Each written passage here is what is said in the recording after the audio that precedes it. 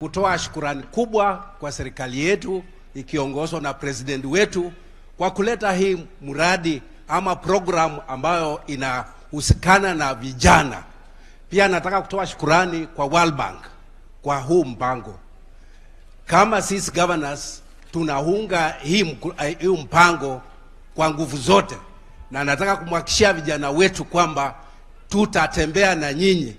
Na vile ile swali ambalo limeulizwa na PS, ningependa kusema kwamba once hii program imeanza leo, sisi tutakaa na vijana wetu ambao wamefaidika na hii mpango, na tutazungumza vile tunaweza kuwasaidia ili waanze kunawiri kwa hiyo biashara.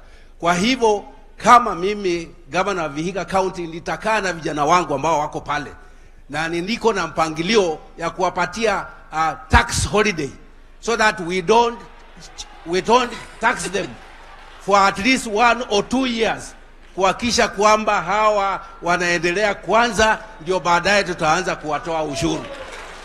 So hiyo ndio mpango ambao niko nayo. Asante governor, mmesikia hiyo? Tax holiday inasema mtaanza biashara yenu kwa muda wa kiwango ya miaka 2, ndio sasa muanze kulipa ile ushuru, si ndio? Mumefurahi? Okay, kwa hivyo governor Tuoma wa Busia, oe mko wapi?